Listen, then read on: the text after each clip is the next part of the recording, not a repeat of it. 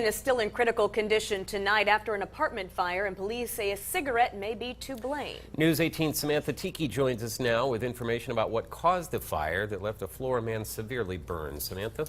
Jeff and Gina, as News 18 reported this morning, the fire started around 12:15 this morning at the Flora Apartments buildings in Flora. I spoke with Flora Police Chief Paul Redmond about what caused the fire and how the quick actions of first responders allowed them to save the life of a man trapped inside.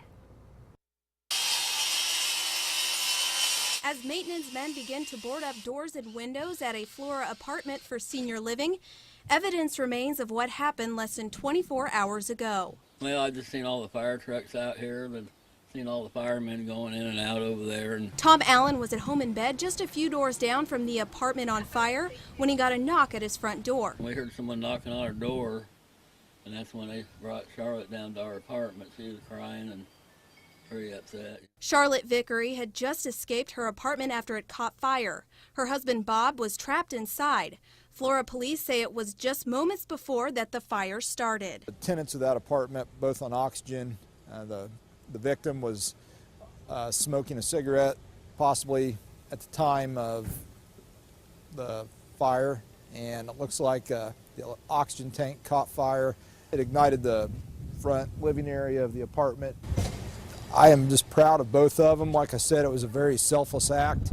Officer Josh Deisinger was the first on scene. Redmond says he entered the home and crawled on the ground until he found Bob Vickery. Officer Deisinger was guided out with the help of fireman Adam Randall. Redmond says if both men hadn't acted quickly, Vickery may have not made it out alive. I am just proud of both of them. Like I said, it was a very selfless act. You know, both Officer Deisinger, didn't worry about his own safety. He went in to, he does what he does best.